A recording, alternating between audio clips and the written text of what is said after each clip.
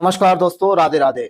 दोस्तों, पिछली वीडियो में मैंने आप सभी को बताया था प्रेम विवाह का योग, जो कि मैंने बहुत ही अच्छे तरीके से आप सभी को समझाया था। प्रेम विवाह का योग जन्म कुंडली में कब बनता है।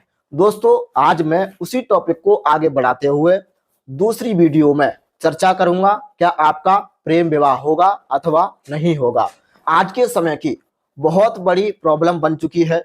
युवा पीढ़ी लव मैरिज को लेकर के बहुत ज्यादा चिंतित रहते हैं, परेशान रहते हैं। क्या मेरी लाइफ में लव मैरिज का योग बन रहा है? क्या मेरी लाइफ में कभी लव मैरिज शादी होगी? क्या मेरी जन्म कुंडली में लव मैरिज का योग है तो मैं लव के लिए आगे बढ़ूं, अगर नहीं है तो मैं पीछे हट जाऊं? क्योंकि आपने देखा होगा कि बहुत सारे लोगों को धोखा मिलता रहता है। मान के चलिए कि आजकल जो है आप देखते ही होंगे कि लव मैरिज शादी के लिए बहुत ज्यादा युवा पीढ़ी इंटरेस्ट रखती है। आज मैं आप सभी को बताऊंगा लव मैरिज का योग कुंडली में कब बनता है।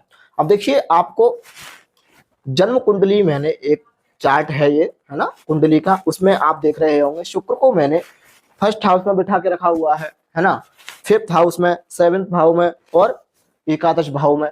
तो आप सोच रहेंगे पंडित जी ने शुक्र को यहाँ पर क्यों बिठाया हुआ है।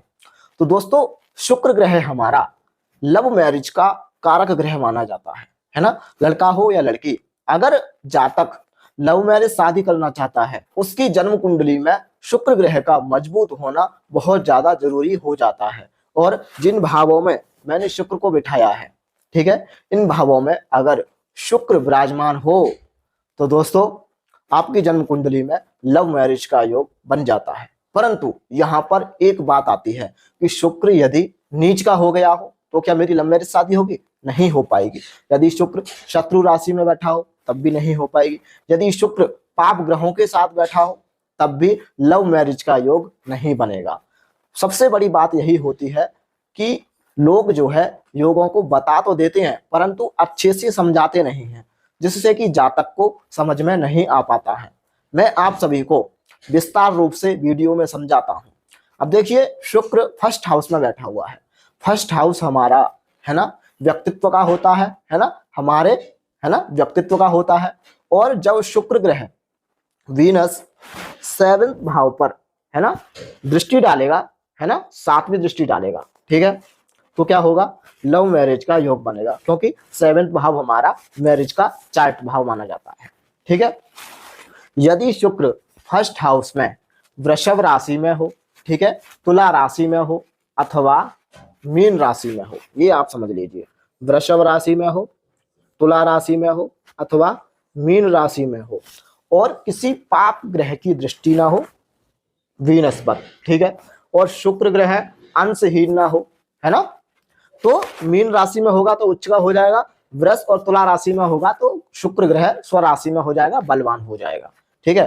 तो शुक्र ग्रह सप्तम स्थान को देखेगा तो आपका है ना लव मैरिज होकर ही रहेगा, है ना, लव मैरिज का योग आपकी कुंडली में बहुत अच्छा योग बन जाएगा। वहीं पर पंचम स्थान हमारा लव का भाव माना जाता है, प्रेम का भाव माना जाता है, ठीक है। तो यहाँ पर भी यदि शुक्र वृषभ राशि में हो, तुला राशि में हो अथवा मीन राशि में हो तो यह बहुत ही अच्छा प्रबल योग माना जाता है ना, क्योंकि शुक्र जब भी पंचम स्थान में बैठता है, वृषभ, तुला या मीन राशि में बैठेगा तो एकादश भाव को देखेगा। जब भी किसी ग्रह का संबंध एकादश भाव से बनता है, क्योंकि एकादश भाव हमारा इच्छा शक्ति का भाव होता है, अर्थात ऐसे लोगों का मन विचार बहुत ज्यादा लव मैरिज में होगा, इंटरेस्ट लव मैरिज में रखते होंगे और इनका विवाह लव मैरिज ही होता है। यदि सेवेंथ भाव में शुक्र बैठे हो तो ये विवाह का ही भाव माना जाता है, मैरिज का भाव माना जाता है। अगर यहाँ पर शुक्र वृषभ राशि में बैठे हो, तुला राशि में बैठे हो अथवा मीन राशि में बैठे हो तो आपका बहुत ही प्रबल योग बन जाता है। और ऐसे शुक्र पर मंगल की दृष्टि पड़ जाए, बृहस्पति की दृष्टि पड़ जाए, या फिर जो है पंचम भाव का जो स्वामी है वो देखता हो, कोई भी ग्रह हो सकता है, ठीक है, तो बहुत ही प्रेम विवाह का प्रबल योग बन जाएगा। ये सूत्र आपको समझ में आ ही रहे होंगे क्योंकि मैं विस्तार रूप से आप सभी को बता रहा हूं। अब वीनस हमारा यदि 11वें भाव में हो, ठीक है, वृषभ राशि में हो, तुला राशि में हो अथवा मीन राशि में हो, और किसी पाप ग्रह के साथ ना बैठा हो, नीच का नहीं हुआ हो, है ना, अंशहीन ना हो, 0 से 6 अंश का ना हो, 6 अंश से 12 अंश का ना हो, है ना। तो शुक्र ग्रह बहुत ही मजबूत माना जाएगा। और जब भी शुक्र एकादश भाव में बैठेगा बलवान होकर के, तो पंचम स्थान को देखेगा, फिफ्थ हाउस को देखेगा। फिफ्थ हाउस कैसा है हमारा, तो लव का ही भाव है, और शुक्र ग्रह कारक है लव के। तो लव मैरिज के चांस बहुत ही बन जाते हैं। अर्थात एकादश और फिफ्थ हाउस का जब भी संबंध बनता है, तो ऐसे जातक की लव मैरिज शादी अवश्य होती है। उनकी कुंडली में लव मैरिज का प्रबल योग बनता है। तो दोस्तों, आप सभी ने आज जाना होगा, शुक्र ग्रह यदि इन स्थानों में बैठा हो, वृषभ, तुला और मीन राशि में बैठा हो, तो आपका प्रेम विवाह अवश्य ही होता है।